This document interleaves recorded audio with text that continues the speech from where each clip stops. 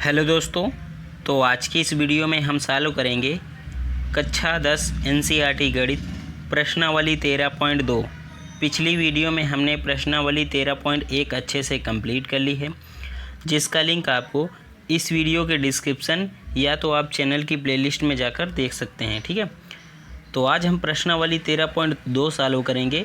देखो, पिछली प्रश्नावली जो थी 13.1 उसमें हम वक्र पृष्ठ और संपूर्ण पृष्ठ मतलब वक्र पृष्ठ क्षेत्रफल और संपूर्ण पृष्ठ क्षेत्रफल दोनों निकालते थे। ठीक है, इस वाली प्रश्नावली में हमें क्या निकालना है, इस वाली प्रश्नावली में हमें आयतन निकालना है। ठीक है, उसमें हम वक्र पृष्ठ निकालते थे, तो बाहरी पृष्ठ जो भी थी उसमें हम सभी को मिलाकर वक्र पृष्ठ निकालते थे। मतलब ये हम आपको समझाए थे कि हम जहाँ जहाँ भी पेंट कर सकें आप उसको क्षेत्रफल उसी का निकालना है। ठीक है, इसमें आपको क्या है, इसमें आयतन को आपको कैसे समझना है। सपोज दैट आप समझिए कोई ग्लास है। ठीक है, ग्लास में आपको चेक करना है कि उसमें हम 1 सेंटीमीटर ऊंचाई, 1 सेंटीमीटर लंबाई, 1 सेंटीमीटर चौड़ाई के कितने घन डाल सकते हैं।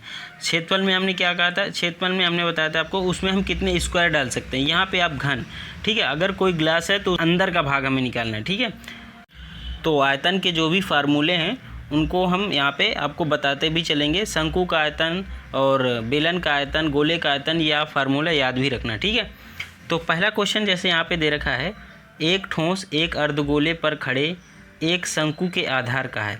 एक ठोस एक अर्धगोले पर खड़े, ठीक है, एक ठोस है वो एक अर्धगोले पर खड़े एक शंकु के आकार का है। जो ठोस है वो अर्धगोला पर खड़ा है और भी शंकु का आकार का है। ठीक है, जिनकी त्रिज्याएं 1 सेंटीमीटर हैं तथा शंकु की ऊंचाई उसकी त्रिज्या के बराबर है। इस ठोस का आयतन पाई के पदों में ज्ञात कीजिए। पाई के पदों में ज्ञात कीजिए मतलब हमें पाई का मान नहीं रखना है। ठीक है, तो चलिए इसको हम सॉल्व करते हैं और समझते चलते हैं। तो प्रश्नावली है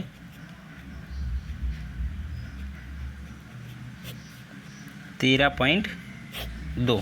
ठीक है, अब पहला क्वेश्चन है इसका।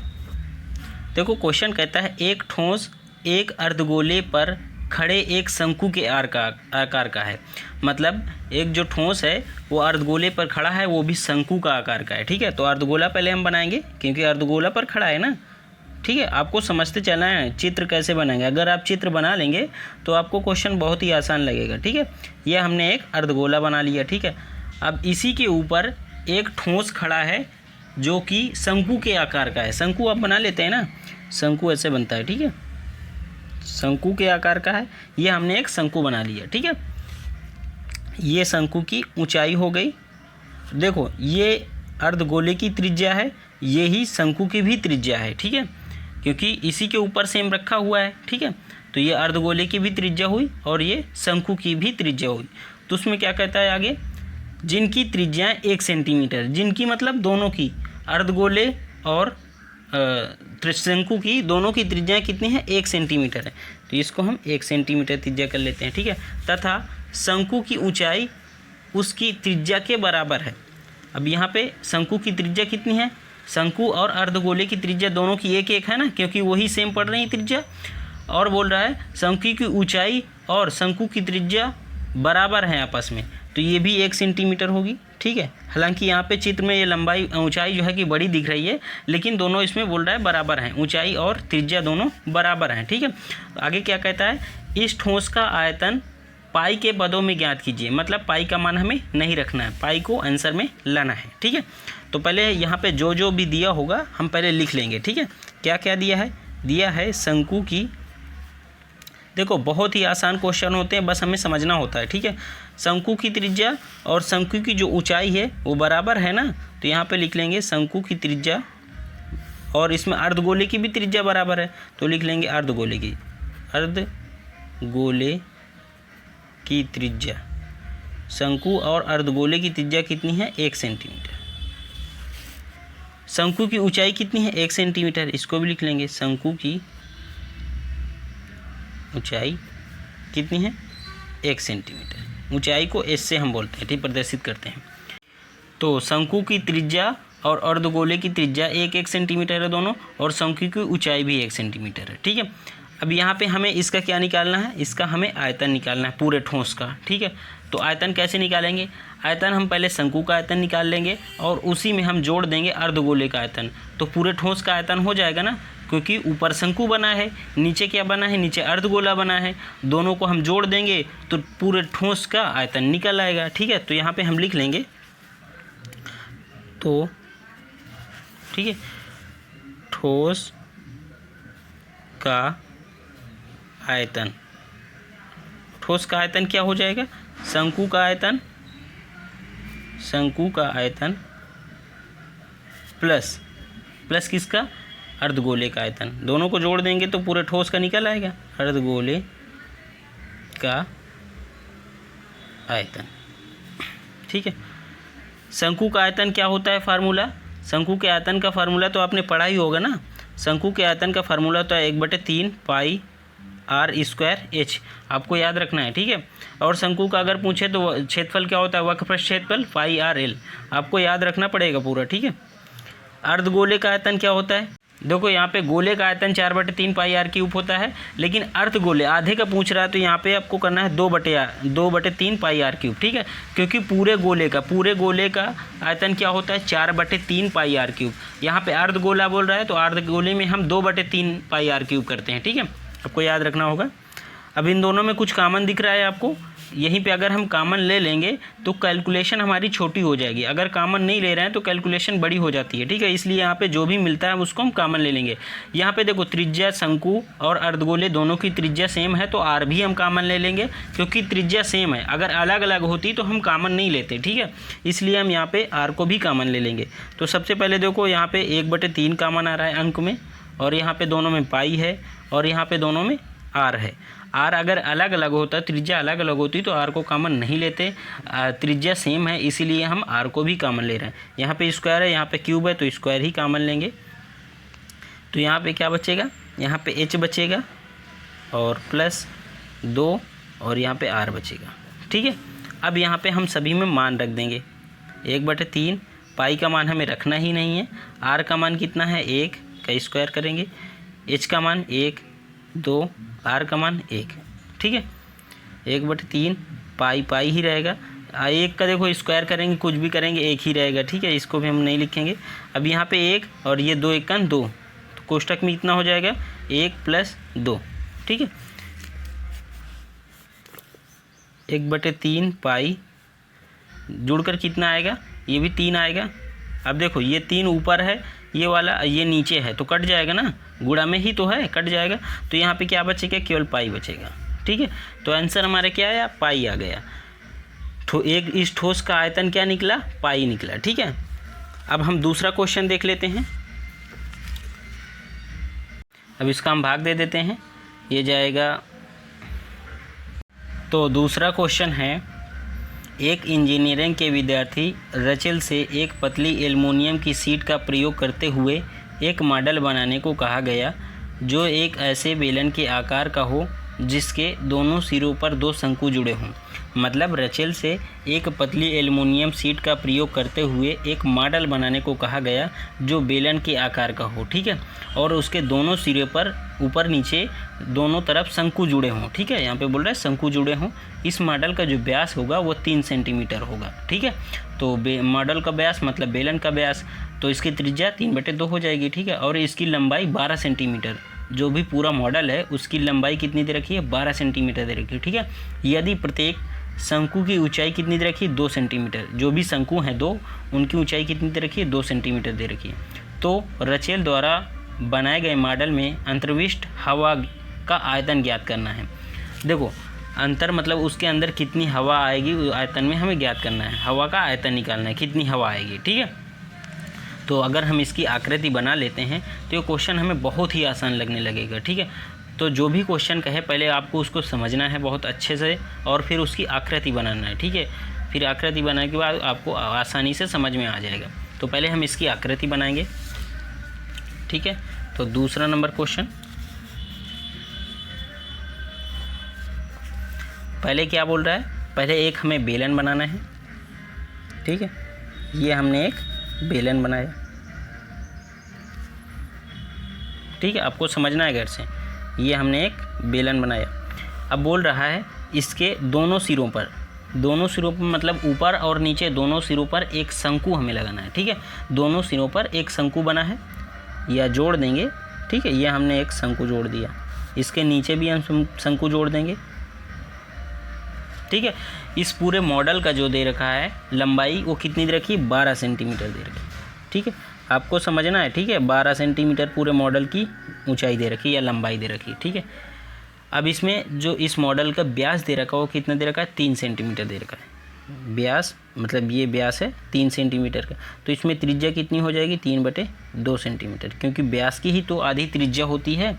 ठीक है, ये पूरा व्यास 3 सेंटीमीटर का दे रखा है और इसकी त्रिज्या क्या हो जाएगी, 3/2 सेंटीमीटर। ठीक है, और इसमें शंकु की ऊंचाई कितनी दे रखी है, शंकु की ऊंचाई दे रखी है 2 सेंटीमीटर, ये भी 2 सेंटीमीटर हो जाएगी। 2 शंकु हैं, दोनों की ऊंचाई कितनी, 2 सेंटीमीटर दे रखी है। अब आपको देखो यहाँ पे, अब हमको समझाएंगे आगे चल के। ठीक है, अब यहाँ पे आपको समझिए, अब हम अगर बेलन की ऊंचाई निकालना चाहें, ये वाले बेलन की ऊंचाई अभी हमें पता नहीं है ना, ये ऊपर वाले शंकु की ऊंचाई 2 सेंटीमीटर पता है, नीचे वाले शंकु की भी ऊंचाई 2 सेंटीमीटर पता है, लेकिन इस वाले बेलन की ऊंचाई हमें नहीं पता। तो कैसे, ऊपर वाले शंकु की ऊंचाई 2 और नीचे वाले शंकु की ऊंचाई 2 जोड़ देंगे तो 4 हो जाएगा, और यहाँ पे जो बचेगी इन दोनों को 4 को घटा देंगे तो ये वाली ऊंचाई ही तो बचेगी, क्योंकि टोटल कितनी है, 12 है। 12 से अगर हम 4 को घटा देंगे तो ये वाली ऊंचाई ही तो बचेगी, ये वाली फिर कितनी बचेगी, 8 हो जाएगी। 12 से 4 घटाएंगे इतना हो गया 8 सेंटीमीटर। ठीक है, 2 यहाँ है, 2 यहाँ है, 4 हो गई। 4 मतलब 8, 12 से जब 4 हम घटा देंगे तो यही वाली 8 बचेगी। ठीक है, अब हम क्वेश्चन को आगे जो जो यहाँ पे दिया होगा पूरा हम यहाँ पे लिख देंगे। ठीक है, पहले दिया है दोनों शंकु, हम दोनों करके लिखेंगे। ठीक है, दोनों अलग अलग नहीं लिखेंगे। दोनों शंकु की त्रिज्या, त्रिज्या क्या दे रखी, त्रिज्या आर क्या दे रखी, 3/2 सेंटीमीटर। अब आप समझेंगे त्रिज्या तो उसमें दे ही नहीं रखी, लेकिन यहाँ पे देखो जो यहाँ पे बेलन की त्रिज्या होगी वही शंकु की त्रिज्या ही तो होगी, क्योंकि सेम उसके ऊपर ही तो बना है। ठीक है, यहाँ पे देखो जो बेलन का व्यास होगा वही शंकु का व्यास होगा, जो बेलन की त्रिज्या होगी वही शंकु की त्रिज्या होगी। तो यहाँ पे बेलन की त्रिज्या 3/2, क्योंकि बेलन का व्यास 3 है, तो यहाँ पे शंकु का त्रिज्या भी 3/2 हो जाएगी। ठीक है, शंकु का व्यास भी 3 हो जाएगा और शंकु की त्रिज्या भी 3/2 हो जाएगी। ठीक है, तो शंकु की ऊंचाई, शंकु की ऊंचाई कितनी रखी है, 2 सेंटीमीटर दोनों शंकु की, तो यहाँ पे लिख देंगे 2 सेंटीमीटर। ये क्यों हम लिखते हैं अभी हम आपको समझा दे रहे हैं आगे। बेलन की त्रिज्या सेम है, शंकु की त्रिज्या और बेलन की त्रिज्या सेम है, इसलिए इसको हम आर ही रखेंगे। अलग अलग होती तो R1 R2 कर देते, सेम है इसीलिए हम इसको R बराबर भी लिख देंगे 3/2 सेंटीमीटर। शंकु की भी त्रिज्या 3/2 है और बेलन की भी त्रिज्या सेम है। ठीक है, बेलन की ऊंचाई कितनी है, 8 सेंटीमीटर। यहाँ पे 12 - 4, ठीक है, 8 सेंटीमीटर। 12 से ही तो हमने 4 घटाया है, शंकु ये शंकु दोनों घटा 4 हो गई, घटा दिया 12 से, तो ये बेलन बस बचेगा, बेलन की ऊंचाई 8 सेंटीमीटर। ठीक है, ये हम क्यों लिखते हैं यहाँ पे आपको हम समझा दे रहे। देखो पूरे मॉडल का क्या निकालना है, मॉडल का आयतन निकालना है। पूरे मॉडल का आयतन कैसे आएगा, आप दिमाग लगाइए। आप पूरे मॉडल का आयतन निकालना है, इसके अंदर हम कितनी हवा भर सकते हैं ये हमें बताना है। देखो यहाँ पे शंकु का आयतन निकालेंगे, इस शंकु का भी आयतन निकालेंगे, इस बेलन का आयतन निकालेंगे, तो यहाँ पे 2 शंकु और 1 बेलन का जब हम आयतन निकाल लेंगे तो पूरे मॉडल का आयतन निकल आएगा, क्योंकि 2 शंकु बने हुए हैं और 1 बेलन बना हुआ है। 2 शंकु और 1 बेलन का जब हम आयतन निकाल लेंगे तो वहाँ पे क्या बचेगा, तो वहाँ पे पूरे मॉडल का आयतन बचेगा। ठीक है, तो यहाँ पे लिख लेंगे बेलन का आयतन, पहले बेलन को लिख लेते हैं, बेलन का आयतन प्लस 2 शंकु का आयतन। ठीक है, तो बेलन का आयतन का फार्मूला तो आपने पढ़ा ही होगा, क्या होता है, πr² h। ठीक है, यहाँ पे 2 शंकु हैं तो 2, शंकु का आयतन क्या होता है, 1/3 πr² h। अब यहाँ पे आप समझो, यहाँ पे देखो बेलन में r का काम था, अब बेलन के आयतन का जब आयतन निकालते हो तो उसमें r और h दोनों होते हैं, इसीलिए यहाँ पे हमने बेलन का r और h दोनों निकाला है। ये बेलन की ऊंचाई है, ठीक है, h1 इसको कर लेते हैं और यहाँ पे शंकु की ऊंचाई इसको हम h2 कर लेंगे। यहाँ पे h बस क्यों नहीं लिखे हैं, क्योंकि यहाँ पे शंकु की त्रिज्या r बस करे हैं और यहाँ पे बेलन की त्रिज्या इसमें भी हम r करे हैं, r1 r2 नहीं करे हैं। ऐसा क्यों आपको समझना है। शंकु की त्रिज्या 3/2 है और बेलन की भी त्रिज्या 3/2 है। अगर अलग अलग होती तो यहाँ पे हम r1 r2 कर लेते। यहाँ पे शंकु की त्रिज्या 2 है और बेलन की त्रिज्या 8 है, तो अलग अलग हैं, तो इसको हम h1 h2 कर लिए। ठीक है, आपको डिस्टर्ब कुछ भी नहीं होना है, बहुत अच्छे तरीके से समझना है। देखो इन दोनों में अब क्या है, इन दोनों में पाई है, पाई कॉमन ले लिया, और इन दोनों में r है, r सेम है इसलिए हम r को भी कॉमन ले सकते हैं। अगर अलग अलग होता तो हम वहाँ पे उसको कॉमन नहीं लेते। यहाँ पे सेम है इसीलिए r² है तो r² कॉमन ले लिया। ये h1 h2 अलग अलग हैं क्योंकि h1 ऊंचाई वाला 2 सेंटीमीटर रखा है, शंकु वाला और बेलन वाला कितना दे रखा है, बेलन वाला 8 सेंटीमीटर दे रखा है, तो इसको हम h1 h2 कह देंगे। ठीक है, फिर यहाँ पे लिख देंगे h1 प्लस ये 2/3 क्या बचेगा यहाँ पे h2। ठीक है, तो h को हमने कॉमन नहीं लिया इसलिए क्योंकि वो अलग अलग है। पाई का मान रख देंगे 22/7 और यहाँ पे r का मान रख देंगे 3/2। h1 का मान कितना दे रखा है, h1 का मान 8 दे रखा है, प्लस 2/3 और h2 का मान क्या दे रखा है, h2 का मान आपका दे रखा है 2। ठीक है, अब हम सभी का मल्टीप्लाई करेंगे 22/7 और 3 त्रिक 9, 2 दूनी 4। इसको भी हम यहीं पे सॉल्व कर लेते हैं। देखो ये 8 प्लस ये 2 दूनी 4/3 हो जाए। इधर अब सॉल्व कर लेते हैं। 22 गुणे 9 करेंगे, 22 गुणे 9 करेंगे इतना आएगा 9 दूनी 18, 9 दूनी 18 19/7 चौक 28 गुणे इसके नीचे 1 है, यहाँ पे हम भिन्न सॉल्व कर लेंगे इन दोनों में। 8 त्रिक 24 4 28/3। ये मल्टीप्लाई का चिन्ह है बीच में तो ये दोनों कट जाएंगे। 198 में हम 3 का भाग देंगे तो कितना आएगा, ये जाएगा आपका 3 18 और 3 18, तो 66 मीटर जो आपका आयतन जो आएगा वो 66 सेंटीमीटर में दे रखा है। ठीक है, 66 सेंटीमीटर इसका आयतन आएगा, सेंटीमीटर क्यूब। आयतन है ना तो वहाँ पे क्यूब, अगर वक्र पृष्ठ या संपूर्ण पृष्ठ दे रखा हो वहाँ पे आपको स्क्वायर लगाना है। ठीक है, तो 66 सेंटीमीटर क्यूब इसका आयतन निकला, किसका, पूरे मॉडल का आयतन। ठीक है, अब हम अगला तीसरा नंबर क्वेश्चन देख लेते हैं।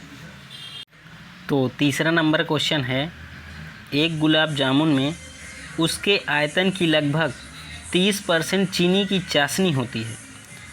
एक गुलाब जामुन में उसके आयतन की लगभग 30% चीनी की चाशनी होती है। ठीक है, 45 गुलाब जामुनों में लगभग कितनी चाशनी होगी यदि प्रत्येक गुलाब जामुन एक बेलन के आकार का है। ठीक है, हमें यहाँ पे 45 गुलाब जामुनों में लगभग कितनी चाशनी होगी ये बताना है। ठीक है, यदि प्रत्येक गुलाब जामुन एक बेलन के आकार का है जिसके दोनों सिरे अर्धगोले हैं। पिछले क्वेश्चन में शंकु के दोनों सिरे थे, यहाँ पे दोनों अर्धगोले हैं। ठीक है, तथा इसकी लंबाई 5 सेंटीमीटर और व्यास 2.8 सेंटीमीटर है। ठीक है, देखो अर्धगोले में जो व्यास होता है, वो जो हाइट होती है अर्धगोले की ऊंचाई, वही उसकी सेम त्रिज्या होती है। ठीक है, इसको भी हम आपको समझाएंगे। तो चलिए इस क्वेश्चन को भी हम सॉल्व कर लेते हैं। एक बेलन है, उसके दोनों सिरे अर्धगोलाकार हैं। ठीक है, तो बेलन बनाएंगे, उसके दोनों सिरे अर्धगोलाकार करेंगे। तो चलिए इसको भी हम समझते चलते हैं। तो तीसरा नंबर क्वेश्चन है। ठीक है, तो पहले हम इसकी आकृति ही बनाएंगे। ठीक है, जो जामुन है वो किसके आकार का है, बेलन के आकार का है। ठीक है, तो यहाँ पे हम बेलन बनाएंगे।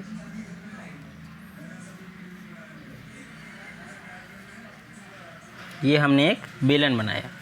अब बोल रहा है इसके दोनों सिरे अर्धगोलाकार हैं। ठीक है, अर्धगोलाकार कैसे, ये हमने अर्धगोला बना दिया ऊपर से। ठीक है, ये एक नीचे से अर्धगोला इसमें जोड़ दिया। ठीक है, अभी हमने बताया आपको अर्धगोला में त्रिज्या और ऊंचाई दोनों सेम होती है। ठीक, तो यहाँ पे हम समझ लेते हैं। ठीक है, ये हमने एक अर्धगोला बनाया। ठीक है, यहाँ पे अगर इसको हम पूरा गोला करेंगे तो कैसे करेंगे, पूरा गोला ऐसे, ये पूरा गोला बनेगा। मतलब यहाँ से इतनी की, यहाँ से यहाँ तक की जो दूरी होगी सेम ऐसे घूमेगा ना, तो हर जगह जो इसकी सेम दूरी होगी, मतलब यहाँ से यहाँ तक जो इसकी त्रिज्या होगी, ये त्रिज्या को ऐसे पकड़ के हम घुमाएंगे तभी तो ये गोला बनेगा। ठीक है, तो यहाँ पे हम क्या करना चाहते हैं, यहाँ से यहाँ तक की जो दूरी होगी वही यहाँ पे भी होगी, वही यहाँ पे भी होगी, वही यहाँ पे भी होगी। तो अर्धगोले की ऊंचाई क्या हुई, अर्धगोले की ऊंचाई यहाँ से यहाँ तक हुई, इसमें कहाँ से कहाँ तक हुई, यहाँ से यहाँ तक हुई, ये त्रिज्या ही तो हुई, यहाँ से यहाँ तक ये सभी घुमाएंगे तो सेम ही तो होगी। तो अर्धगोले की त्रिज्या और इसकी ऊंचाई सेम होती है। ठीक है, आपको समझना है चीज़, ये इसकी त्रिज्या हो गई अर्धगोले की, ये इसकी ऊंचाई हो गई जो सेम होती है, क्योंकि यहाँ से ऐसे इसको घुमाएंगे तो सेम बराबर दूरी पर, सभी बराबर दूरी पर पॉइंट हैं। ठीक है, ये इसका ये बेलन है। तो क्वेश्चन में क्या क्या दे रखा है इसको फिर हम समझते हैं। क्वेश्चन में जो इसकी लंबाई दे रखी है वो 5 सेंटीमीटर दे रखी है पूरे जामुन की। तो यहाँ पे देख लेंगे 5 सेंटीमीटर।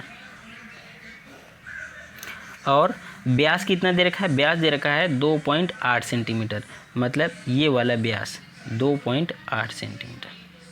ठीक है, तो यहाँ पे जो बेलन की त्रिज्या बोलें या अर्धगोले की त्रिज्या बोलें, दोनों सेम है ना, क्योंकि अर्धगोले बेलन के ऊपर ही तो अर्धगोला है, दोनों जुड़ा है, सेम उससे जुड़ा है ना। तो यहाँ पे जो अर्धगोले की त्रिज्या होगी वही सेम बेलन की भी त्रिज्या होगी। ठीक है, यहाँ से यहाँ तक अर्धगोले की त्रिज्या, तो यहाँ से यहाँ तक बेलन की भी त्रिज्या। ठीक है, तो ये कितनी हो जाएगी, 2.8 का आधा कितना होगा, 1.4। 1.4 बेलन की भी त्रिज्या होगी और अर्धगोले की भी त्रिज्या होगी। ठीक है, तो जो जो दिया है यहाँ पे हम उसको लिख लेंगे। ठीक है, तो लिख लेंगे गुलाब जामुन की ऊंचाई कितनी दे रखी है, ऊंचाई दे रखी है 5 सेंटीमीटर। पूरी ऊंचाई कितनी, 5 सेंटीमीटर दे रखी है।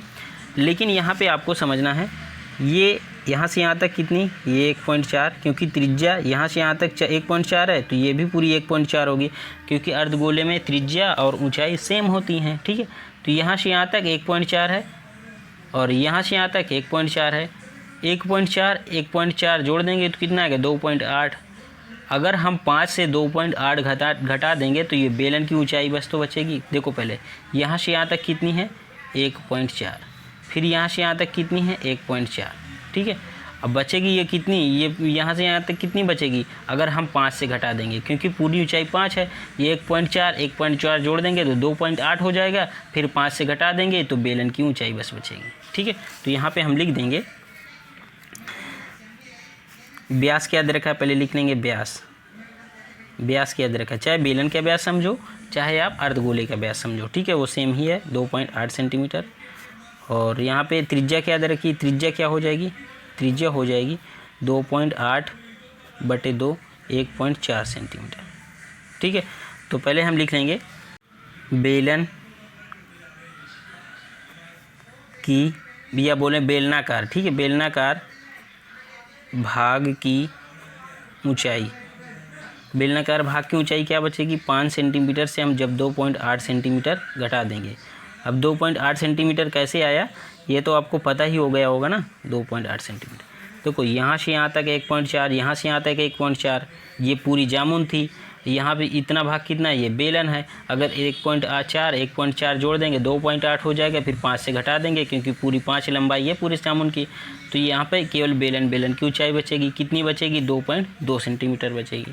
ठीक है, अब हम क्या निकालना है, हमें निकालना है गुलाब जामुन का आयतन। पूरे गुलाब जामुन का हम आयतन निकालेंगे। ठीक है, अभी जो गुलाब जामुन का आयतन निकलेगा वो केवल एक गुलाब जामुन का आयतन निकलेगा। उसके बाद इसमें जो पूछता है वो 45 गुलाब जामुन का आयतन पूछता है। तो पहले हम क्या करेंगे, यहाँ पे लिखेंगे गुलाब जामुन का आयतन। तो यहाँ पे हम लिख देंगे गुलाब जामुन का आयतन। ठीक है, एक जो गुलाब जामुन का आयतन निकालें, या तो हम डायरेक्ट 45 का गुणा कर दें, 45 का गुलाब जामुन का आयतन निकालें। तो यहाँ पे लिख देंगे हम, अभी नहीं लिखते हैं, आगे हम गुणा कर देंगे। ठीक है, तो गुलाब जामुन का आयतन कैसे निकलेगा, बेलन का आयतन निकलेगा और 2 अर्धगोले का आयतन। तो लिख देंगे बेलन या बेलनाकार भाग का आयतन प्लस 2 अर्धगोले का आयतन। ठीक है, तो यहाँ पे अब हम लिख देंगे 45 गुलाब जामुन का आयतन।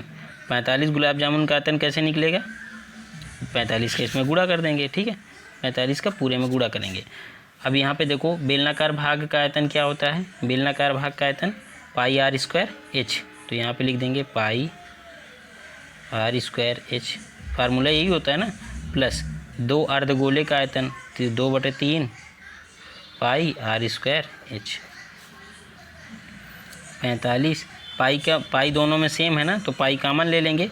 यहाँ पे हम पाई गुणा का चिन्ह लगाते हैं और पाई कॉमन ले लेते हैं। और देखो दोनों में कुछ सेम है जो कॉमन ले लेंगे। यहाँ पे देखो त्रिज्या सेम है, त्रिज्या बेलन की भी त्रिज्या 1.4 है और शंकु की अर्धगोले की भी त्रिज्या 1.4 है। तो ये त्रिज्या को भी हम कॉमन ले लेंगे, तो आर स्क्वायर भी कॉमन ले लेंगे। तो क्या बचेगा? ऊंचाई बचेगी। ऊंचाई अलग अलग है, ठीक है। बेलन की भी ऊंचाई अलग है, कितनी है? 2.2 सेंटीमीटर। बेलन की भी ऊंचाई अलग है 2.2 और अर्धगोले की ऊंचाई भी अलग है। अर्धगोले की ऊंचाई क्या है? 1.4, क्योंकि ऊंचाई और त्रिज्या सेम होती है। ये आपको कंसेप्ट याद रखना होगा, ठीक है, नहीं तो डिस्टर्ब तो होगी, दिक्कत तो होगी। ये क्या है? ये बेलन है। बेलन की ऊंचाई कितनी है? 2.2 सेंटीमीटर। प्लस यहाँ पे हमने क्या कॉमन लिया है? यहाँ पे कुछ भी नहीं कॉमन है, 2 के ऊपर मल्टीप्लाई होगा 4/3। पाई हमने कॉमन ले लिया बाहर, आर भी हमने कॉमन ले लिया। यहाँ पे एच, अर्धगोले का एच क्या है? अर्धगोले का एच 1.4 सेंटीमीटर, ठीक है। 45 यहाँ पे पाई का मान रख दो 22/7।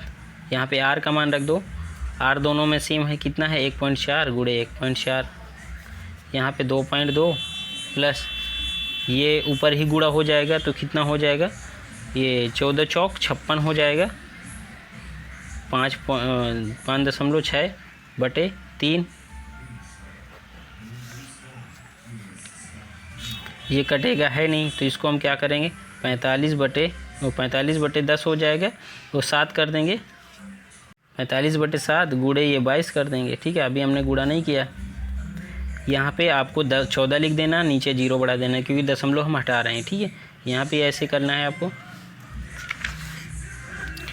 यहाँ पे आपको 22/10 करना है और इधर 56/30 करना है। एक 0 नीचे बढ़ा देंगे तो ऊपर एक दशमलव से हटा देंगे। यहाँ पे एक अंक बाद दशमलव था तो यहाँ पे हमने एक 0 बढ़ा दिया है। यहाँ पे भी एक अंक बाद दशमलव था तो यहाँ पे भी हमने एक 0 बढ़ा दिया, ठीक है। अब जो भी कटे हम उसको काट देते हैं। यहाँ पे 7 × 7 7 दूनी 14, ठीक है। ये 2 7 14, 2 पंचे 10, 5 × 5 5 45। ऊपर क्या बचा? 9 बचा, 22 बचा और 7 दूनी 14। नीचे क्या बचा? नीचे 10 बचा। अब देखो यहाँ पे गुणा का चिन्ह लगाओ, इसमें भिन्न है ना, तो इसको भी जोड़ लो। एलसीएम ले लो 30, 10 का एलसीएम 30 आएगा। ऊपर 10 नहीं 30, 30 का ऊपर 3 का ऊपर गुणा कर देंगे तो ये 66 हो जाएगा, प्लस 56।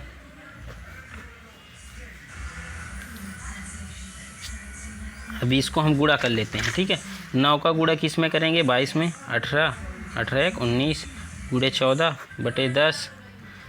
इसको हम जोड़ देंगे 6 6 12 और 6 5 11 11 1 13/30, ठीक है। तो कितना है? 198 गुणे 14/10 गुणे 132/30, ठीक है।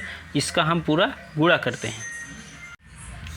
यहाँ पे 122 आएगा, ठीक है। ये 132 नहीं होगा, इसको आप जोड़ेंगे तो 122 आएगा। अब यहाँ पे जो भी कटता है हम उसको काट देते हैं। देखो ये 2 से कटेगा 5 आएगा, ये 7 आ जाएगा, ठीक है। और यहाँ पे कोई कट रहा है, 3 से कट रहा है, 3 दम 30, ये 3 से कट रहा है, 3 18 और 3 18 कट रहा है ना। अब यहाँ पे क्या क्या बचा? 66 गुणे 7 गुणे 122 बटे ये 50 बचा, ठीक है। अब इनका हम सभी का गुणा कर देंगे और 50 का भाग दे देंगे। तो यहाँ पे आप कर लीजिएगा इसका गुणा। इसमें जो हम मल्टीप्लाई करेंगे ये आएगा 4 6 3 6 4। इसको आप मल्टीप्लाई करना है, क्योंकि इन क्वेश्चनों में जो है कि ना मल्टीप्लाई करना आना चाहिए, गुणा करना बहुत आसान से आना चाहिए, नहीं तो आप ये क्वेश्चन को गलत कर सकते हैं। अब इसका हम 30% निकालेंगे, क्योंकि वहाँ पे चाशनी कितनी दे रखी, चाशनी उसमें 30% बोल रहा है, ठीक है। तो यहाँ पे जो भी हमारी कैलकुलेशन निकलेगी उसका हम लास्ट में 30% निकालेंगे, ठीक है, क्योंकि वहाँ पे बोल रहा है क्वेश्चन में उसके आयतन का लगभग 30% चीनी की चाशनी होती है। तो यहाँ पे अभी तो हमने पूरे 45 गुलाब जामुन का आयतन निकाला है। अब इसका हम 30% करेंगे, जब भी हमारी चाशनी निकलेगी तो इसको हम 30% करेंगे, ठीक है। अभी यहाँ पे हम लिख देंगे 30% आयतन का, यहाँ पे लिख देंगे आयतन का लगभग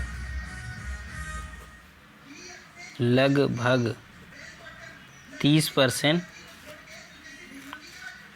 चीनी की चाशनी,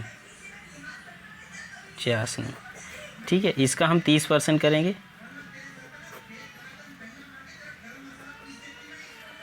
इसको हम काट देंगे और क्या कटेगा, और तो कोई कट नहीं रहा, ठीक है। अब हम क्या करेंगे, इस वाले पूरे में 3 का मल्टीप्लाई करेंगे और फिर हम उसका 500 से भाग दे देंगे। तो यहाँ पे कर लेते हैं 3 चौक 12 हो जाएगा, और 3 छंग 18, 18 एक 19 हो जाएगा, और 3 त्रिक 9, 9 एक 10, और 3 छंग 18, 18 एक 19, और 3 चौक 12, 12 एक 13 बटे 500, ठीक है। आप इसमें 5 का भाग दे दीजिए। जब 5 का भाग आप दे देंगे तो उसमें नीचे क्या 100 का भाग देना बचेगा, 100 का भाग देना तो आसानी हो जाएगा। तो इसको आप क्या करें, पहले इसमें 5 का भाग देना है। इसको कैसे करना है, 13992 बटे 5 गुणे 100 कर दीजिए। तो पहले आप 5 का भाग दीजिए, इसमें 5 का भाग देना तो आ जाएगा ना, 5 दूनी 10, उसमें किधर कितना गया 3 गया, तो ये कितना हो जाएगा 39, तो 5 सत्ते 35, और यहाँ पे कितना गया 4, 5 अठे 40, ये कितना है 5 एकन 5, और ये कितना गया 4, 5 अठे 40। बस इतना ही ले जाइए आप, ठीक है। आगे जाएंगे दशमलव में जाएगा, यहाँ पे आप दशमलव लगा कुछ भी आप इतना ही छोड़ दिया बटे 100 कर दीजिए। 100 करने पर आप पीछे से भाग देंगे, 100 करने पर आप 2 अंक के दशमलव इधर बढ़ा दीजिए, कितना हो जाएगा 2.278, ठीक है। इतना कुछ आएगा। देखो अगर ये कुछ मिस्टेक भी हो रहा है तो आपको क्या करना है, क्वेश्चन हमने यहाँ तक तो बिल्कुल सही किया है, ठीक है, यहाँ तक बिल्कुल सही है। यहाँ पे अगर कुछ मिस्टेक हो रही होगी कैलकुलेशन में या मान रखने में, तो अगर यहाँ पे आंसर नहीं मैच कर रहा है, ठीक है, तो यहाँ पे कुछ प्रॉब्लम हो सकती है। बाकी पूरी सेम ऐसे ही विधि हमें निकालना है। जो भी आयतन निकलेगा उसका हम 30% करेंगे, वही चीनी की चाशनी होती है, ठीक है। तो 30% करना भी आप मत भूलिएगा। तो आज के हम क्वेश्चन यहीं तक रखते हैं। वीडियो कैसे लगी, वीडियो को पसंद करिएगा, और चैनल को सब्सक्राइब नहीं किया है तो चैनल को सब्सक्राइब कर लीजिएगा। Thank you.